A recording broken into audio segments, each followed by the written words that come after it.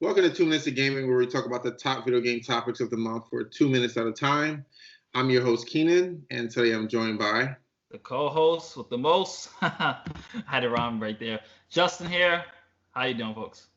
I think one of the turtles say like the most thing, right? I don't know. I just felt like rhyming today. It was weird.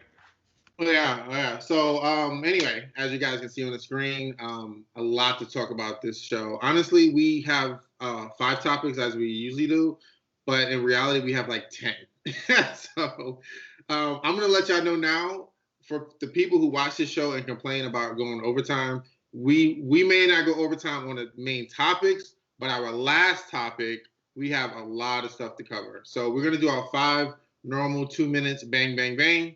Our last topic, for those who really love the show, I want to hear more of our thoughts. We have like 3 or 4 topics that's going to be in that one last topic, so look out for that. A lot of good stuff that we're going to go over, but we're going to start first with the one game that Justin and I actually played together. We don't really play a lot of games online together, but this is the game that we always fight over and all this stuff. So, Justin, there is a new Turtles game coming out. I believe it's called Shredder's Revenge. Shredder's Revenge, correct. Shredder's Revenge. That's actually a great title. But Justin, what's your thoughts on this Turtles game? Does this have you interested? Count this as my most anticipated game. Period. Wow. Well, everybody knows that I'm what they call a turtle maniac. I love the Turtles. It is my favorite franchise. I even have an autographed comic from the creators. So I'm in there. I've played almost every single Turtle game from the black and white Game Boy Advance to the GBA games. I'm really excited about this because it's from the developers of Streets of Rage 4. And the guys who were working on it also worked on the GBA version of the TMT movie.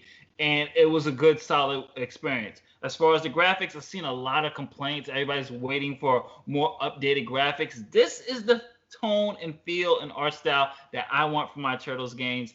I love the graphics. I thought it looked very well done. And I believe this is the unofficial or at least spiritual sequel to Turtles in Time. That's the title, Shredder's Revenge. So I'm really curious to see what's going to happen with this, Keenan.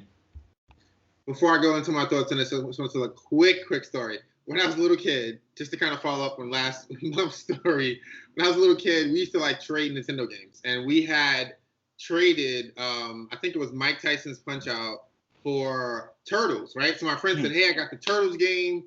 I'll trade you Mike Tyson's Punch-Out for Turtles. We were like, hell yeah, we love the Turtles game. So we traded it, but he tricked us. It wasn't the arcade Turtles game, Justin. It was the other Turtles game. If you know about Nintendo Turtles games, there's one great one and there's one bad one. We got the bad one.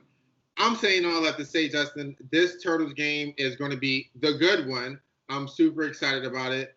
But I will say I am one of those people who I do not like the graphics. I do feel like it's better, but I think that when you look at a game like a Streets of Rage 4, you can improve it. And the last thing I'll say is that I wish that this game is more than just a beat 'em up, because that bad Turtles game that I mentioned earlier, even though it was bad gameplay-wise, it had a lot of RPG elements, which I love, and I was really the last Turtle games to do that. Besides that last 3D game, that was kind of weird, but that 2D Turtles game for Nintendo had a lot of great ideas that I think could transfer over to this.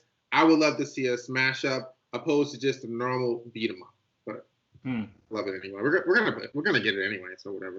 Of course. Horror, Justin. This is probably your favorite genre, I think, if anything. Yes. So I had to text you immediately when I saw these 2 new games. Brand new games, people, if you haven't heard, there's going to be a brand new Aliens game.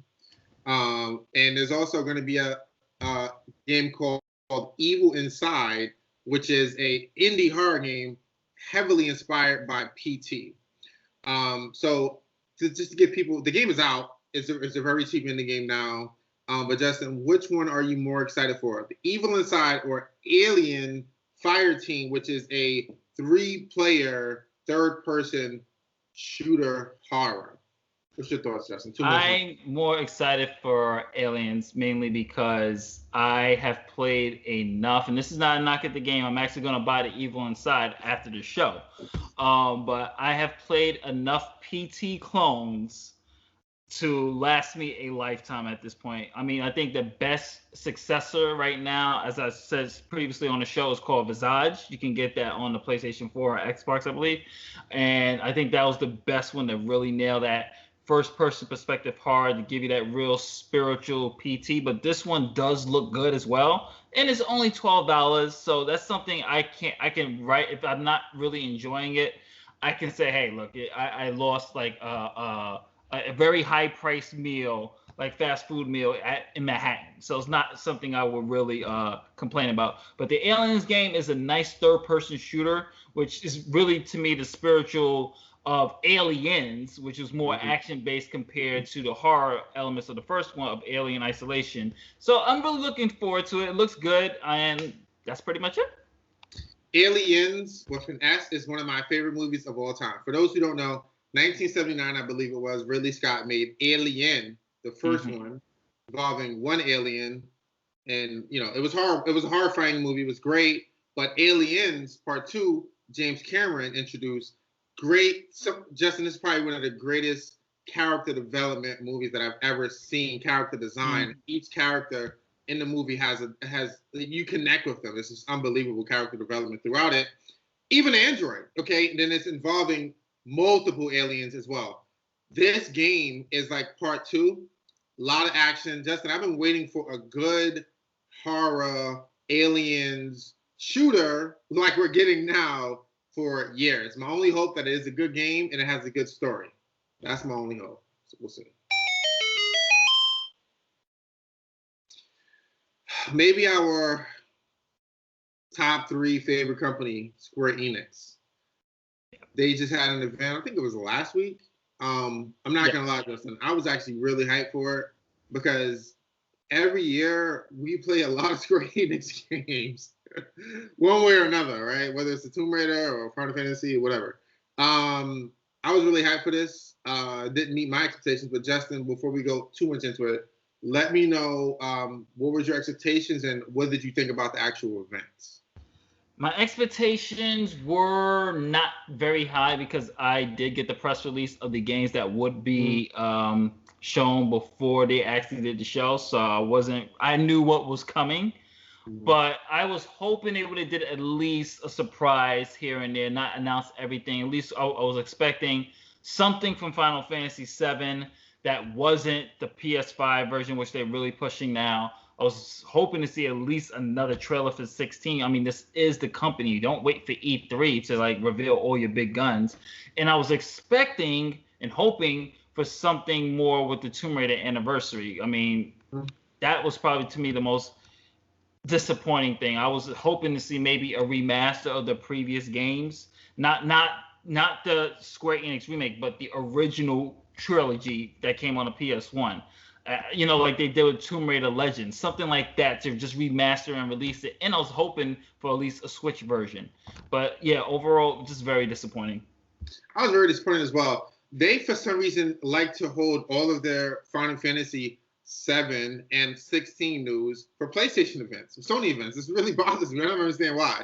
So I was disappointed on the Final Fantasy end, but also on the Tomb Raider end. Justin, I was one of the first people to be on this Tomb Raider bandwagon. I think it was 1996 when it came out. My mother got it for me for Christmas, the game. And I played Tomb Raider Part 1 over and over and over on the Sega Saturn.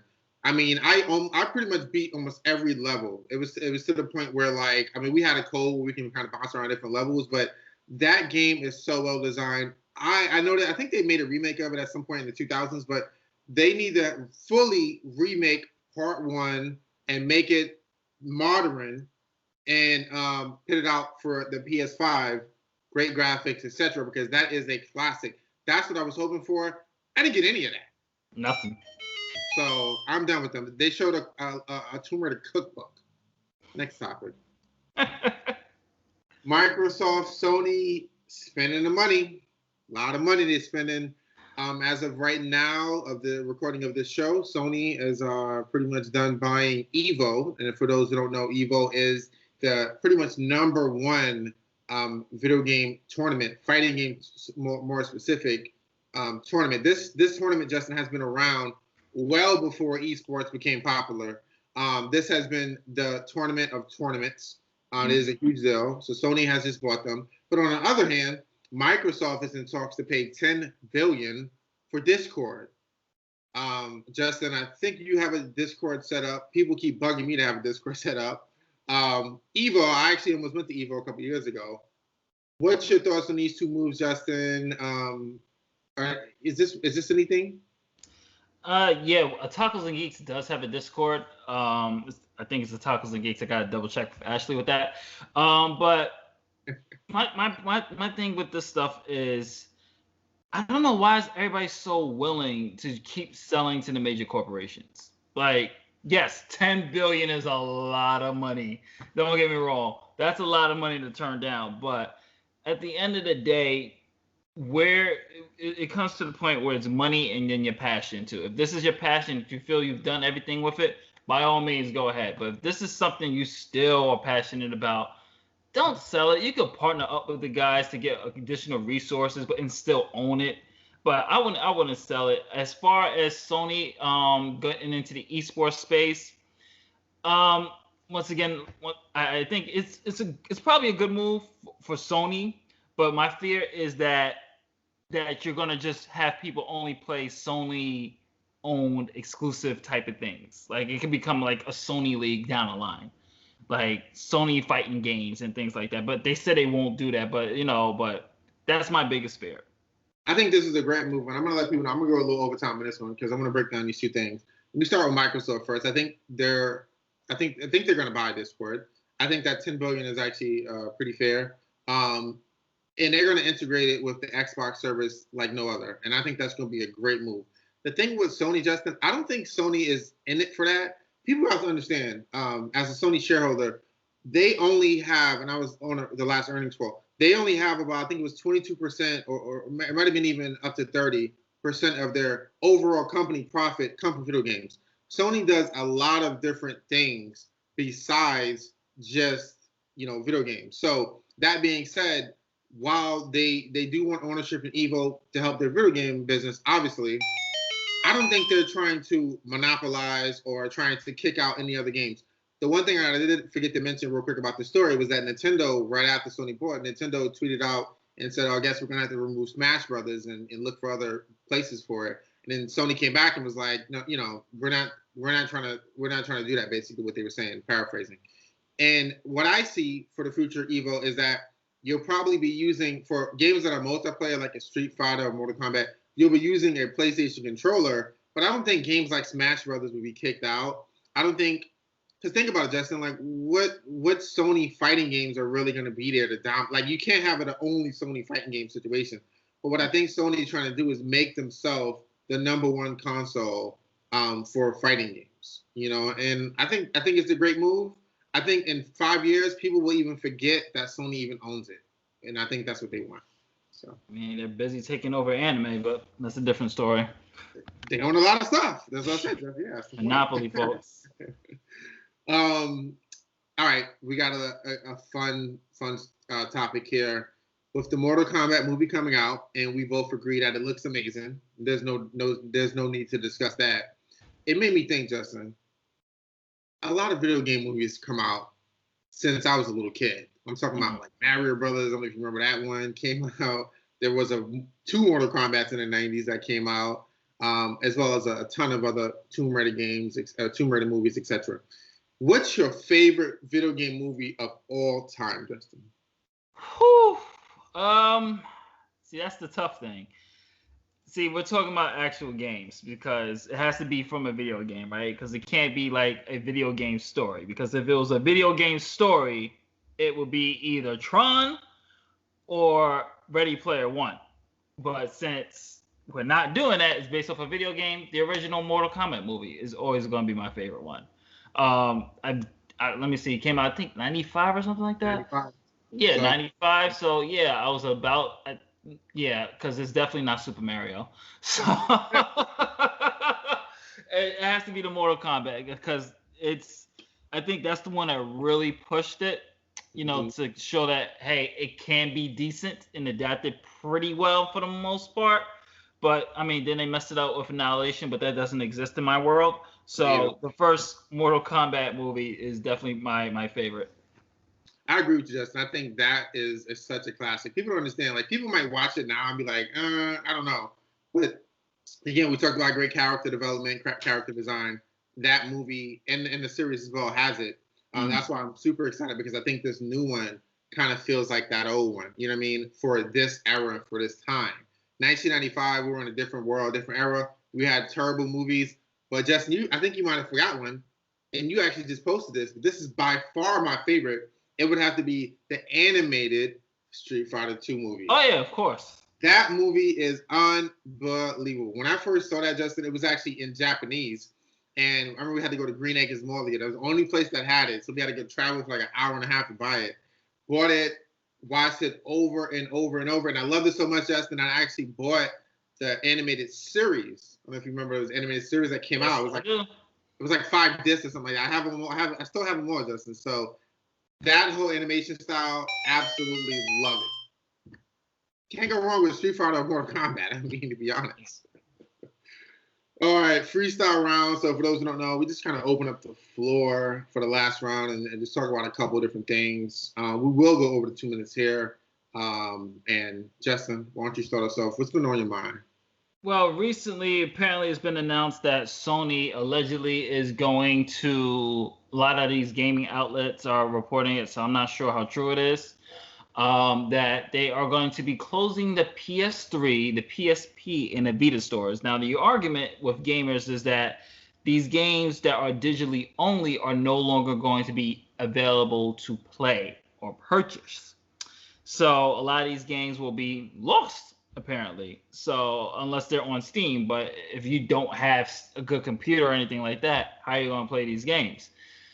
I do agree with them, but at the same time, too, how long has the PS3? PS3 has been out since 2008. No one I know has a PSP still, and no one besides my sis still plays with the Vita. God bless you. So, I do agree the fact with making it, if that's the case, make these things available for the PS4 and the PS5. Like, this is the point where you have to do backwards capability and really start putting these games out there for people to play. And I think allegedly Sony has trademarked trophies for previous game entry, for backlog games. So maybe that is actually why they're closing the store, because they're moving it to the 4 and the 5 so everybody can finally get to play the games that they want to play, or hopefully moving it to the PlayStation Now, which would be a big selling point. Once again, we talked about this all the time off the show, people just sitting on money.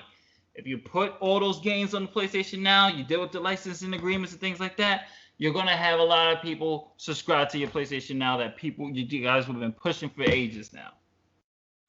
That was on my mind. I think can we say just one thing too, and I'm gonna throw a free. We always give these free ideas out here for Sony. I think it may be time when I look at how great Game Pass is for Xbox. I really think, and Sony's trying to do little things to counter it, but I really think that it might be time to combine PlayStation Plus and PlayStation Now, and maybe charge, maybe a $5 extra fee for the PlayStation Now games, and I do think too, including that full PS3, PS Vita, etc. catalog in that will fix these problems. But the people that's out there complaining about old games that you do not even have on your system disappearing, cry me a river. I'm sorry. This is why we buy remakes. This is why we buy old games, old remake systems. I have a Nintendo NES Mini there. I have my PlayStation 1 Mini over there. This is why we rebuy these games, is because they're gone. That's part of gaming. Now, if you want to buy physical and you're a physical kind of person, hey, be my guest. You see GameStop stock, what we're not going to talk about, is through the roof. The company ain't going nowhere. So go to GameStop, wait in line, go wait for the mail, and get your game. But I'm going to keep my stuff digital. If there's a classic game that I want to keep playing over and over and over, like Persona 5, I guess what I'm going to do? I'm going to re-download it and have it on my PS4. So if they were to shut down the PS4 store in 5 years, 10 years, I will always have my Persona 5 on my system, because that is a classic game that I will want to play again in the future. That's how it works. Now, of course, you can't have all your classic games on your hard drive. I understand. I get it. But guess what, people? when a system is like 15 years old, it's time to move on. You can't bitch about PlayStation 3 games not being available when we have PlayStation 5 is available out now. And I know it's hard to buy, but play PS4, play PS5. Stop worrying about PS3 games right now. So, other thing I want to talk about, shout out to keep back into the more Sony praise. They're giving away 10 free games for their stay-at-home game situation. And let me tell you why I love it, Justin. I love it, one, because it's free games. It's games that people, why not download it? Like, I downloaded Ratchet and Clank. I haven't played it yet, but hey, why not? It's free. I'll play it at some point. And then also, too, Horizon Zero Dawn is coming out as well next month. I'm going to download that. Everyone's been talking about it. But the great thing about this, Justin, for Sony is that you're playing these old games like Ratchet and like Horizon. But now, if I love Horizon, if I love Ratchet, guess what? I'm going to buy the new one for $60. Mm-hmm. Whereas before, I wasn't exposed to these franchises, so I really didn't care. So it is a win-win for everybody. I think more companies need to start doing stuff like this, giving away free versions of their older games. I hope that this trend continues. 10 games is a lot. Shout out to Sony for doing it. Lastly, Justin, before I throw it back to you, Nintendo World. I'm going to see what you think about this. Check out the videos, people online. Nintendo World looks like an amazing experience for kids, for adults. Not only is it an amazing theme park, but you can also interact and play games in the theme park as you go. So, a lot of times, Justin, people walk around at these theme parks and they're like, I don't know what to do. All right, that looks cool. I'll ride a ride, I guess. I don't know. Yeah, just walking around, looking at stuff, taking pictures. This theme park is interactive, so you have to actually collect stars. You have to actually touch things. You have to solve puzzles. You have to work as a team. If you haven't seen the reviews of this thing in Japan, Justin, or anybody watching, please watch it. This is not a regular theme park. Of course not. Of course not. I seen what it looks like. This is literally Nintendo putting you in the world. Yep. Literally putting you in their game. And you physically living Mario and doing all that. It's so genius. They're calling this the Disneyland killer. Mm-hmm. Because everybody's going to flock to this place. Everybody wants to. This is going to be the new when the world finally gets back to normal. Yep. Everyone's going to flock to this, man. I can see this being a major success, and kudos to Nintendo for finally, being the smart one to be like, you know what? This is a branch of something of gaming that no one's really touching this market.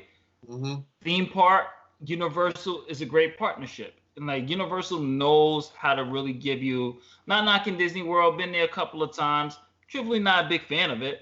I was more a fan of Universal because Universal for me was more interactive. It's more things you can do at Universal than Disneyland. Disney has way too much rules for me. So this is about Universal. I mean, they had back when I went the E.T., the Jaws, Jurassic Park. I think it's still there. Harry Potter, all that stuff is great. So I'm really hopefully when it gets to the States eventually, definitely going to be there. Or when I finally go to Japan, definitely going to go there. Yeah, I think they said it's coming to America in 2 or 3 years, I think they said. Well, I guess I'm going to Japan. We're going to both. How about that? Yeah. All right. Any last words, Justin? Yeah. Hopefully, I think I said this on the last show, but I just finished Robotech remastered for the Nintendo Switch, and I'm hoping that this is the beginning of GBA games being remastered. I thought the review for us will be on Tuesday on the Tacos and Geeks, and you'll see I did a comparison of the original game and the remaster. It is worlds different from sound production. Gameplay is exactly the same, but from sound production to graphics, way better. And I'm really hoping to see more GBA games being remastered. Hopefully, this is just the beginning. And also, you have a Turtles thing you said earlier. I'm going to be making a top 10 best Ninja Turtles games from my favorites, what I consider the best. So I've literally been playing old school Turtle games from GBA to the trashy ones, which are very painful, and even tournament fighters. So that's actually on the list. So hold on, time out. I gotta pause you. That was not a bad game. I know it's on the list. All right, I was gonna say because let me just say this. Let me jump in. 2 seconds. I'm excited to see this. Listen, y'all gotta check it out too on Otakus and Geeks. It's gonna be great. But otakusandgeeks.com. But the Genesis Turtles games get no love. Hyperstone. Yep. Hyperstone Heist. Huh? Hyperstone Heist is on the list. All right. I'm checking this list, Jeff. It's in top 5. Top 5. We're gonna see. I mean, everybody already knows what the top 2 games are. There's no doubt about it that the top 2 is. Don't say it. They gotta see it. Yeah, I'm just saying. Everybody already knows what the top 2 games are. You'll be surprised which order it is, but yeah. So stay tuned for that. I'm working on it now. I can't wait to see this, and we might have to talk about this on next show because I might have to argue about some things. But anyway, it's been a pleasure. Of course. Thank you everyone for listening. Later. Peace.